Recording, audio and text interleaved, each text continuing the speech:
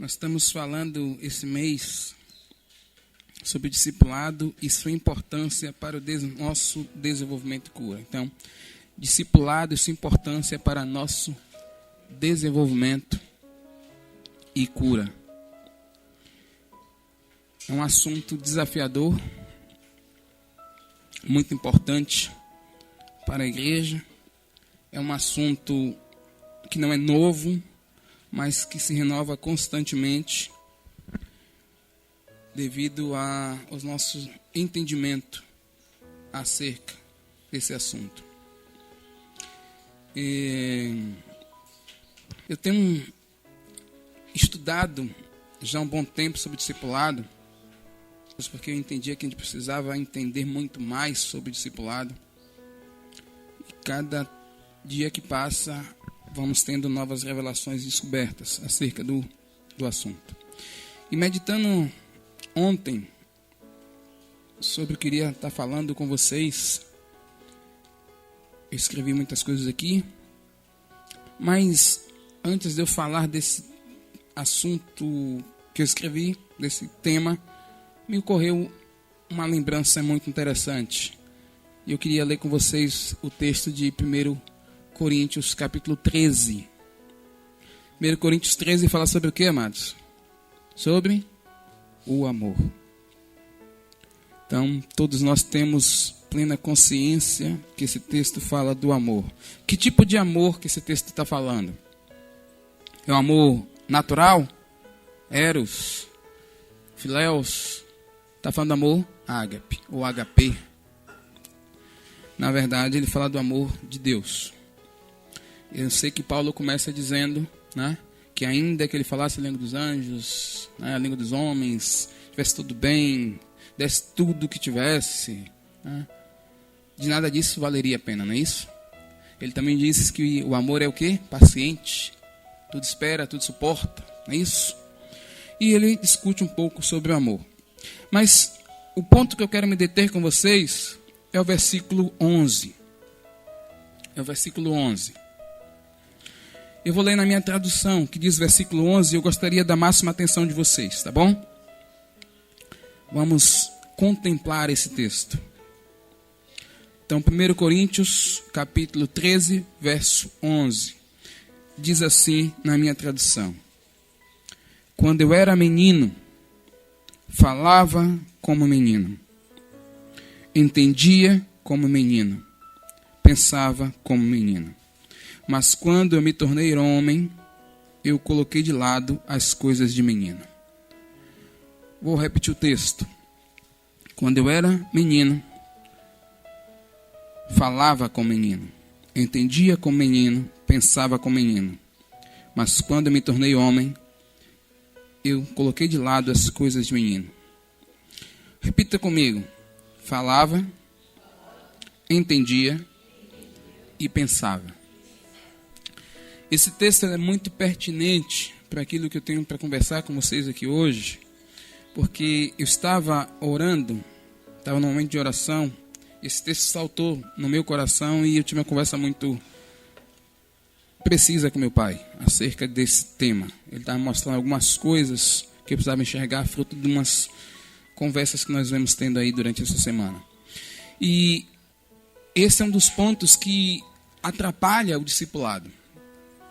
Muitas vezes nós falamos com o menino, entendemos com o menino e pensamos com o menino.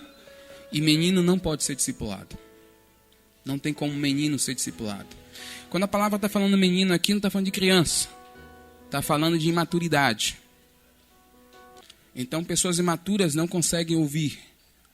Pessoas imaturas não conseguem discernir. As pessoas imaturas, elas tendem a agir pelo impulso, pelo que é natural, pelo que é normal. Mas nós já temos um entendimento, pelo menos um pouquinho, que nós fomos chamados para ser espirituais.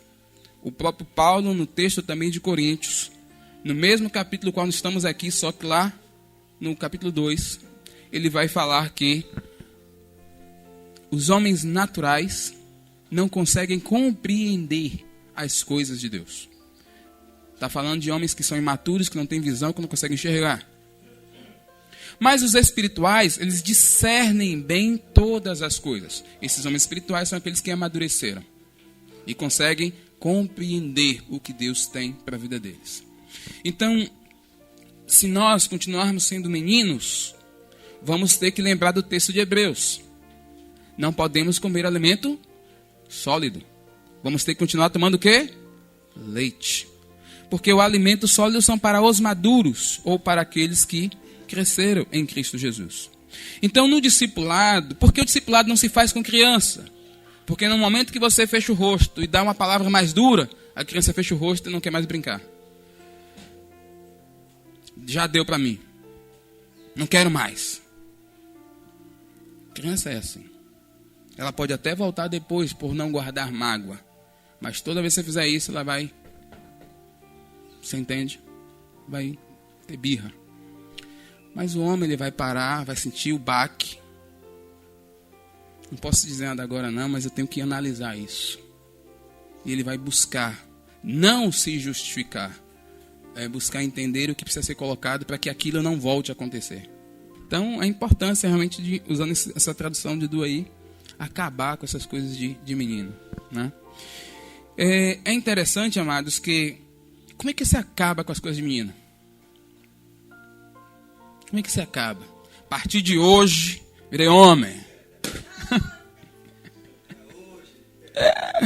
É hoje. Não vou mais me chatear. Não vou mais ser homem. É assim que acaba com as meninas? Como é que acaba com a coisa de menina? Pela graça de Deus. Somente por essa graça de Deus. Não tem outro jeito. Nenhum homem prevalecerá pela força. É bíblico. Mas pelo meu Espírito. Somente pela graça.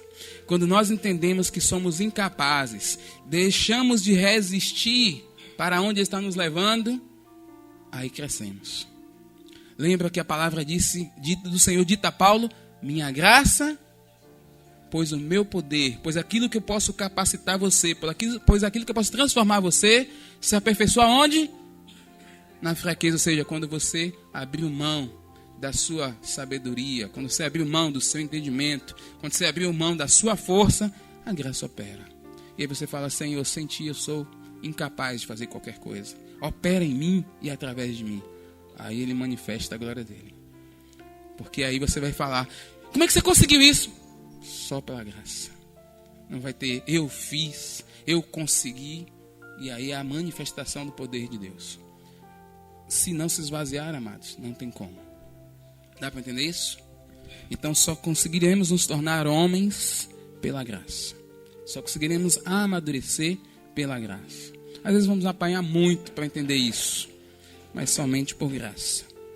Todas as grandes transformações que aconteceram na minha vida só aconteceram por causa da graça. Não teve outra forma. Lutei, tentei, me esforcei, nada funcionou. Mas quando eu falei, Senhor, não dá. Eu não aguento, eu sou incapaz. Ele operou. Fala, agora sim, agora você entendeu. E aí ele fez. E como tem feito. Vamos para João, capítulo 15. João 15. Eu vou ler os versículos 14 e 15. Como é que começa o versículo 14? Vós sois meus amigos, se. Tem um sim, não tem? Uma condição? Qual é a condição? Meu Deus. Jesus é meu amigo. Uhum. Qual é a condição? Ótimo. Irmãos, esse texto, esse trecho do texto, lembra que ele está falando de quê? João 15 está falando de quê? Figueira verdadeira. Então, todo ramo que está em mim e não der fruto, o Pai vem e... Mas todo aquele que dá fruto, o Pai faz o quê? Vai dar mais frutos. Nesse mesmo texto ele fala, sem mim, tudo então está ligado ali, né? Vem seguindo. Aí tem um texto que é lindo, que todo mundo gosta, né? Tudo que pedis ao Pai em meu nome eu vos farei. É só isso? Ah, se vós estiverdes em mim e as minhas palavras estiverem em vós, agora pedireis tudo o que quiserdes vos será feito. Então tem algo antes, né? Não é só esse pedaço do texto, né, que está aí. E aí, esse momento é muito interessante. Porque Jesus começa a arrematar todo esse contexto da figueira, do trabalhar do Pai, do operar dele, dizendo que se fizerdes o que vos mando, vós sereis meus amigos. E aí entra no 15 uma coisa interessante. Como é que começa o 15 mesmo? Já não vos chamamos servos. Ou seja, eles já estão na escala de obediência. Então agora você não é mais servo. Por quê? Serão meus amigos se obedecerem. Mas vocês já estão obedecendo. Então não vos chamam mais servos. Vos chamo agora amigos. Você sabe que coisa impressionante eu percebi nesse texto? Eles alcançaram um nível de crescimento e desenvolvimento no seu discipulado com Jesus, que Jesus falou agora e diz: vocês não são meus servos mais. Opa, para aí e trava o sistema, rapidinho. Os discípulos eram servos de Jesus? Eram servos ou eram discípulos? O discípulo é um servo. O discípulo é um servo, ajuda no serviço e tem que seguir aquilo que o mestre está lhe orientando. Ótimo. Dos 12 que estavam caminhando com Jesus, está faltando alguém nesse momento que Jesus fala? Judas? Não estava aí não, Judas? Estava ou não estava? Ah, Jesus. Cadê Judas? Estava aí ou não estava? João 13, terminando a ceia. Deu um bocado de pão, o diabo entrou no coração dele e Jesus, vai, faz o que você tem que fazer. E ali ele sai. E ali ele começa a falar do Espírito Santo depois que Judas sai. Então eu achei interessante porque nesse momento Judas não está. Os seus meus amigos se obedecerdes. E ali você vê os 11, né, ouvindo aquilo do Senhor. É muito interessante esse texto porque nós viemos de uma cultura totalmente diferente. A cultura de discipulado já era a cultura que acontecia no povo judeu. Os judeus tinham mestres, esses mestres tinham alunos. Um pouco da história, a maioria que já conhece, os meninos são criados, né, na escola rabínica, e aqueles que se destacam são convidados, normalmente entre 12 e 14 anos, a seguir um rabino que começa a instruí-lo. Exemplo disso, Paulo, que foi criado aos pés de quem? Gamaliel. E ali ele foi todo instruído na lei dos fariseus. E bem fundamentado. Pelo pouco que a gente conhece, Gamaliel era o cara. Pelo pouco que a gente conhece. A gente lembra de Gamaliel em Atos capítulo 4, quando o povo quer matar os discípulos, né? E aí o Gamaliel se levanta e fala: irmãos, certa vez se levantou um tal de Teudas, dizendo ser alguém, morreu, seus seguidores se dispersaram. Outra vez se levantou um tal de Judas, e aconteceu a mesma coisa. Larguemos de mão esses homens. Se for de Deus, não podemos lutar contra ele, mas se não for, vai se desfazer. Que sabedoria desse Gamaliel. Você está entendendo? Então, que homem era esse Gamaliel realmente para instruir um Paulo, que a gente também vê um Paulo sábio, né? Então ele foi naquele contexto, né, de desenvolvimento. E essa questão era muito forte, porque o discipulado se perpetuava e passava fielmente a instrução do mestre. E eles continuavam propagando aquilo que foram ensinados pelos seus mestres. Em determinados momentos, você estudando um pouco da cultura judaica, os mestres, eles trabalhavam e tratavam os discípulos como servos em alguns momentos. Não por uma questão de autoridade ou de soberania, mas de ensino. Porque o judeu tem claramente que só pela obediência se consegue a formação de verdadeiros discípulos. Então muitos discípulos deixavam os seus pais e passavam a morar com seus rabinos. E ali costumavam servir os seus rabinos até nas tarefas de dentro de casa. E tudo virava um aprendizado para que aquele ensino fosse propagado além da letra, né? Tem um texto, Ricardo falava muito sobre a gente, que no original o discípulo é aquele que recebe a poeira, né? É coberto da poeira do seu mestre, tão junto que ele anda. Então, lógico, a poeira subia e o discípulo era coberto daquela poeira. Porque a ideia não era só ouvir e aprender. A ideia era ouvir, aprender pelo que estava ouvindo, mas ver e imitar. Então, quando vocês veem os fariseus usando longas vestes e aquela pompa de ficar nas praças orando e em jejum desfigurando o rosto, com certeza foram vistas nos seus mestres. E assim faziam, porque aquilo demonstrava o quê?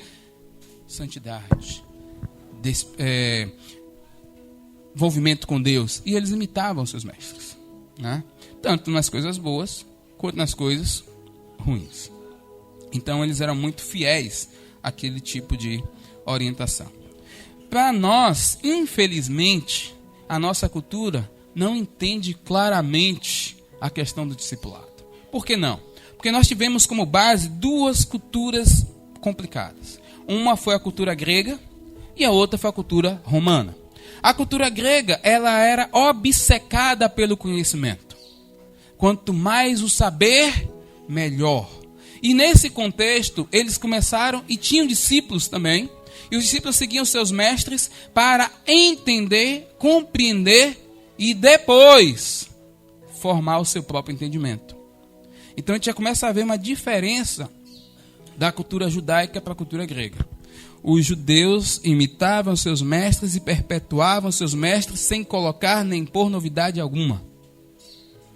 A cultura grega, os discípulos seguiam seu mestre e construíam seu próprio conhecimento e se tornavam mestres que muitas vezes divergiam dos ensinamentos daqueles que orientaram. Por isso vocês têm tantos mestres, Sócrates e outros, né?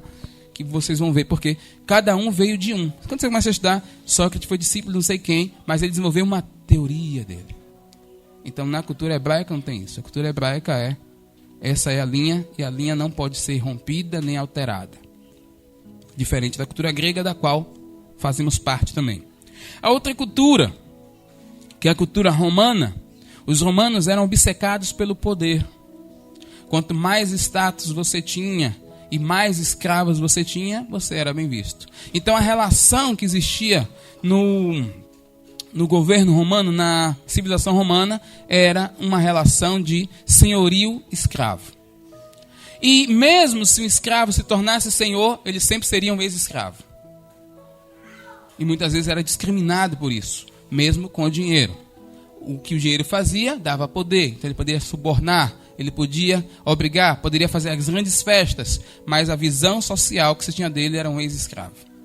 Então, como ele tinha sido escravo, então o que ele fazia? Como seus senhores faziam com ele. Humilhavam, ultrajavam, exageravam. Né? Então a gente veio desses dois tipos de cultura.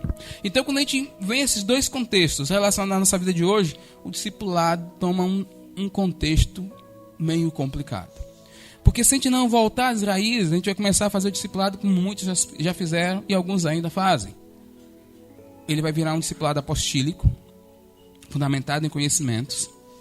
E nesse conhecimento a pessoa vai chegar e me falaram sobre isso, mas eu já entendi. Então agora eu já formei algo. E a gente começa a criar vários conhecimentos. Antes eu achava dessa forma porque meu pastor me ensinou dessa forma, mas hoje eu já entendi, então não penso mais como meu pastor me ensinou. E a gente vai quebrando a linha, vai divergindo a linha, e essa cultura maligna está impregnada na igreja. A questão do poder também está impregnada na igreja. Eu sou o pastor e você? Deus fala comigo e você? Eu tenho visão e você? Você está entendendo? E a gente muitas vezes vai ensinar ao discípulo.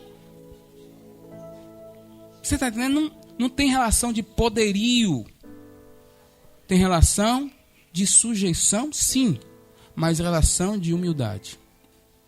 Jesus disse que aprendei de mim, que sou manso e humilde de coração. Ele era mestre. Aí chega no momento da ceia, ele faz algo que começa a quebrar essa ideia de autoridade, como os homens pensam na vida do discípulo. Ele cinge-se de uma toalha e começa a lavar os pés dos discípulos.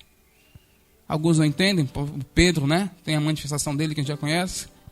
Ele conclui e fala, no momento vocês não sabem o que eu faço, mas eu vou explicar.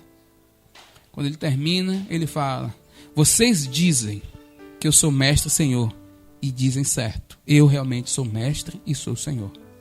Mas vocês devem fazer como eu faço, lavar o pé uns dos outros. Porque assim como eu vos fiz, façais vós também. E ele começa a mostrar, ele já vinha trabalhando, a gente vê isso melhor em Mateus, essa linha onde a autoridade, ela no mundo espiritual, no reino, é invertida. Porque aquele que quiser ser o maior no reino deve servir. Então o mestre é aquele que vai ter autoridade, é aquele que vai trazer direções, mas está para servir. Porque no momento que ele está lhe ordenando, no momento que ele está lhe chamando a atenção, no momento que ele está lhe dando bronca, não é porque ele é maior que você, é porque você precisa aprender. E ele está servindo você para curar você e libertar você de você mesmo. Só que às vezes a nossa cabeça não consegue entender isso. A meninice não consegue nos permitir isso. É um serviço feito para a gente porque o mal está em mim. Então quando eu recebo um grito, uma palavra dura, uma palavra que machuca, não é porque o outro é superior a mim, é porque a maldade que está em mim não quer se sujeitar. Então é um serviço feito. Não é algo como a sociedade passa para a gente. Por isso a igreja segue com tantos feridos.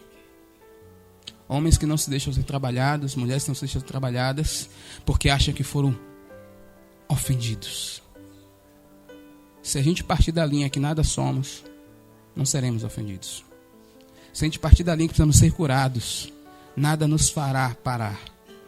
Nada irá interromper o crescimento que Deus promoverá nas nossas vidas.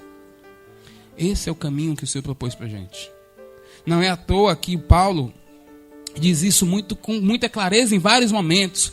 Um primeiro momento, quando ele chega e diz assim lá em Filipenses, que ele se esvaziou, está falando dele. Mas ele começa dizendo, haja em vós, tenha em vocês o mesmo sentimento, a mesma postura, a mesma disposição que houve nele.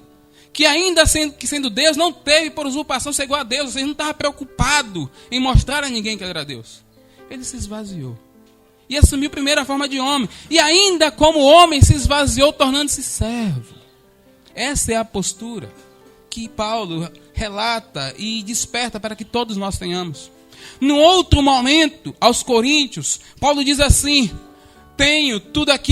considero tudo aquilo que consegui, que adquiri pelo meu intelecto, pela minha busca, como esterco.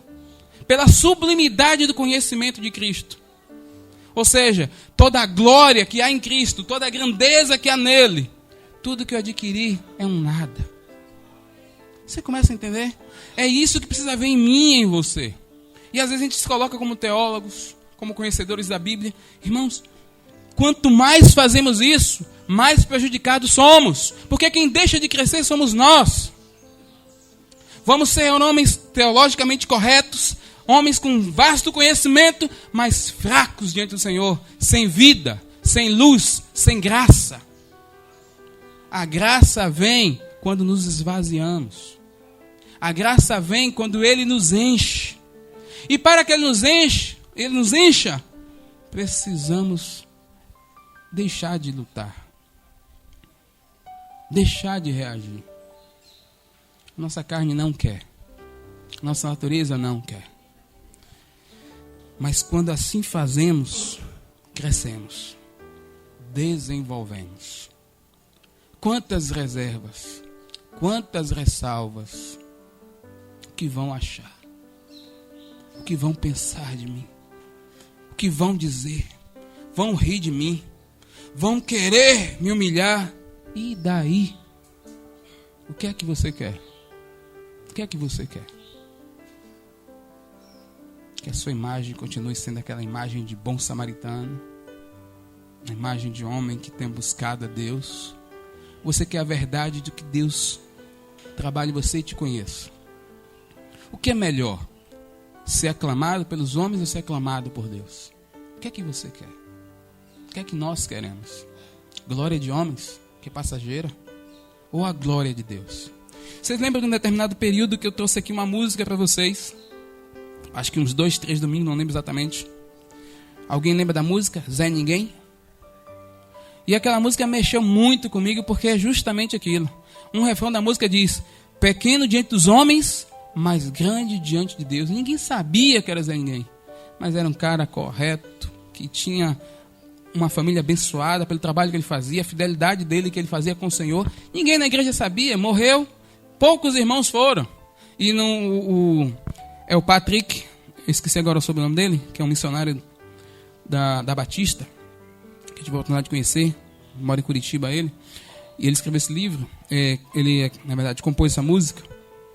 E ele dizia um ponto da música interessante, que quando está chegando no céu, uma grande festividade, e alguns anjos começam a perguntar: o que está chegando? É um grande lá? Que grande é esse que morreu na terra? E quando entra, Zé ninguém. Pequeno diante dos homens, ninguém dava valor, mas grande diante de Deus. Uma coisa que nós precisamos entender: precisamos ser Zé ninguém. Quando as pessoas estiverem muito olhando para você e falam: pô, você desconfie, sai do palco, vai para os bastidores, deixa o Senhor aparecer. A gente canta, né? Que Ele cresça, que eu diminua, que Ele apareça. Isso tem que ser real na gente. Ele tem que aparecer. Ele tem que aparecer. Mas isso é uma disposição nossa, gerada pelo Espírito Santo. E aí eu volto para o texto que eu li aqui, de 1 Coríntios, capítulo 13, verso 11. Que começa com o mesmo? Quando eu era... Fazia o que primeiro? Falava com o menino. Depois, entendia com o menino. Depois, pensava com o menino. Aí pega a tradução do meu irmão. Acabei. Não foi isso? Com as coisas de menino. Menino, ele só vai crescer, o imaturo só vai crescer quando ele entender que o conhecimento dele, que a força dele, não leva ele a canto nenhum. Às vezes isso vai demorar um longo caminho. Mas precisamos entender isso. Precisamos entender isso. É difícil, muitas vezes, a gente ouvir uma palavra dessa e entender que o discipulador vai ser aquele ao qual eu tenho que me sujeitar. Porque se a gente fosse entender o discipulado, na real, discipulado é uma aliança fundamentada na sujeição. O discipulado é uma aliança fundamentada na sujeição. Aliança, pense como casamento, que é uma aliança que não pode ser quebrada. Então, o discipulado da mesma forma, aliança, só que é fundamentada na sujeição. É um relacionamento entre mestre e aprendiz. Embora haja relação de amizade, é entre mestre e aprendiz, onde o aprendiz abre mão de suas próprias convicções para ser como seu mestre. Por isso que é difícil. Você abrir mão das suas convicções, das suas certezas para ser como seu mestre. Ou melhor, como aquele que está lhe instruindo, como aquele que está lhe servindo. É difícil. A gente entende que cada discípulo tem seu nível. Tem coisas que a gente ouve que não é fácil ouvir. Mas é como eu disse para vocês, não pode ser dito para menina. Todos nós somos homens, mas todos nós paramos e ouvimos e queremos. E os níveis... Então, quando o seu discipulador apertar você, entenda o que ele quer. Se você não tem condição de falar, calma, não dá para mim agora não. Então, é importante, amados. Então, por isso que eu tenho falado desse exemplo, porque é importante. São os níveis, né? Você vê que tem coisas que o Senhor não permite que os novatos passem. Por quê? Não suporta. Mas os mais velhos, aonde, em que instância da vida, um Judas ia ouvir para trás de mim Satanás? Não tinha condição. Não dava para ele, não cabia para ele. Mas o que eu quero de você, Pedro? Quem eram os três que estavam bem mais próximos de Jesus? Pedro, Tiago e João. E os que mais apanhavam. Você não lembra de nenhum relato, né, de um outro discípulo tomando os cacetes que esses homens tomaram. Lembra de Tiago e João? Quereis que desçamos fogo lá porque a cidade de Samaria não deixou entrar? Vocês não sabem de que espírito sois. Então, lascou. Sabe nem o que estão fazendo, sabe nem o que estão seguindo, não sabe nem o que é que estão desenvolvendo. Piu. Então, para eles, o nível era maior. E Pedro foi maior ainda. Tu me amas, Pedro? Tu me amas? Tu me amas? E ainda poderia ter ficado só com aquela. Ele vai lá e o outro. Ai, meu Deus do céu, tem que tomar outra bolacha. Você entendendo? Então, são os níveis. E mesmo depois lá, cheio do Espírito Santo, pregando o evangelho, curando, Tem uma visão? Jamais pus coisa imunda na minha boca. Cala a boca, meu irmão. Esqueceu. Aí vem o Senhor e fala: não chame impuro que eu purifiquei. Ó, vai chegar uma galera na sua porta aí. Vai, sem questionar. Acabou. Então acontece. Vamos dizer, Pedro já estava maduro? Já. Obedeceu, foi lá à casa de Cornélio, não foi? Estava tão maduro que chega um determinado momento. Lá relata isso no livro de Gálatas. Que é interessante o livro de Gálatas, por quê? Está lá Pedro, junto com Paulo e o pessoal incircunciso. Chega a galera da circuncisão. Aí Pedro. Meu amigo. Paulo desceu o porrete nele. Resistir na face porque era repreensível. Como é que você, sendo judeu, se comporta como um ímpio, como um gentil, e obriga os outros? E aí, o que é que Pedro fez? Baixa a cabeça e houve a repreensão. Maturidade. E olha que Paulo era um nascido fora de tempo. Quem é você, Paulo? Perseguiu a igreja. Olha. Você entende? Maturidade. Aceitou, se posicionou. A gente lê as cartas de Pedro, a gente fica se deliciando. Que coisa maravilhosa as cartas de Pedro. Que graça, que sabedoria. Crescimento, desenvolvimento, cura. É tão gostoso. Irmãos, eu ouvi uma frase ontem eu tive uma experiência muito legal. Muito legal. Ontem eu estava fazendo uma listinha rápida para ir no mercado comprar algumas coisas para o almoço de hoje. E aí, como sempre, arrumei as coisas, tal. E tô saindo. Aleluia, glória a Deus. Estou no condomínio. Nisso já tinha passado um certo dia. Vi 2 senhores lá no condomínio, lá na área, que eu nunca vi. Conheci e falou: ô! E fui embora, né? Aí quando estou ontem subindo, tava os 2 coroas, mais um vizinho meu, que é pastor. Aí, ô pastor, vem cá. Pastor, esse aqui é nosso vizinho, é pastor, tem exemplo aqui. Aí falou: aqui é o apóstolo fulano e aqui é o pastor fulano, são do Uruguai. E eles estão aqui hospedando na minha casa esses dias, tal. E aí, e falando português, né?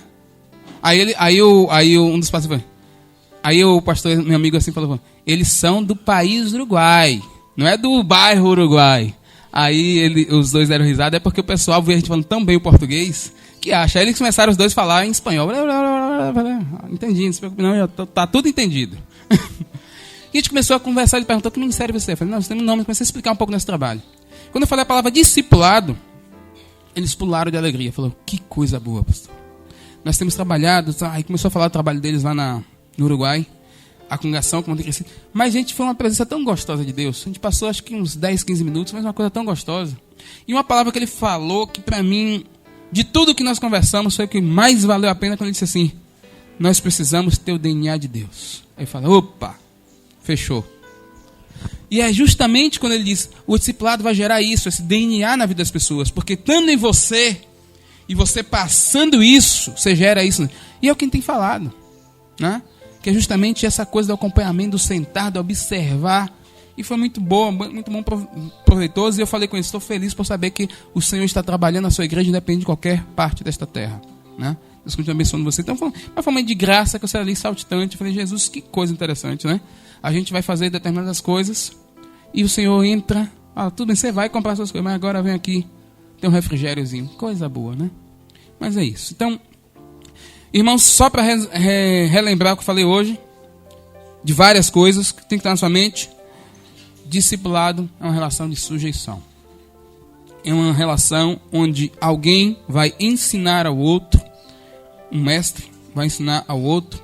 Precisa haver sujeição, e esse que está sendo aprendido precisa estar disposto a abrir mão de suas próprias convicções para aceitar aquilo que está sendo colocado. E assim haverá o crescimento, haverá a cura, haverá o desenvolvimento. E um outro ponto para finalizar: discipulado só pode ser acontecido de forma precisa, para que tenha resultado, para que tenha efeito, com pessoas maduras. Ou seja, pessoas que estão dispostas a padecer, a sofrer, para que possam realmente alcançar aquilo que Deus determinou. Amém? Ore ao Senhor. A gente sempre disse isso, mas vale a pena dizer: Pergunta ao Senhor se é assim mesmo, se é com a nossa cabeça. Ore a Ele. Chega até cheio de suas convicções e fala assim: eu não entendo, eu não gosto. Fale com Ele. Eu não posso clarificar ninguém. Mas o Espírito Santo, se é Ele que tem nos despertado, Ele vai trazer clareza. Amém, amados? Vamos orar, vamos agradecer ao Senhor por mais essa palavra que nos dita aqui. Senhor Deus, nós agradecemos ao Senhor. Pedimos que esta palavra possa ser revelada em nossos corações. Que o Senhor fale conosco de uma forma tão precisa que não venhamos mais ter reservas e que venhamos ser plenamente curados e transformados. O mundo carece de homens cheios de Ti, Senhor. O mundo carece de homens curados. O mundo carece de homens que estão dispostos a qualquer coisa pelo Teu nome, a pagar qualquer preço pelo Senhor. E só desta forma, em discipulado, em esvaziamento, podemos manifestar a Tua glória. Trabalhe em nós, Pai. Trabalhe em nós. Vê o que nos impede de alcançar lugares maiores em Ti. Assim eu Te louvo e Te agradeço em nome de Jesus por cada irmão que está aqui. Seja louvado, Pai, em nome de Jesus. Amém.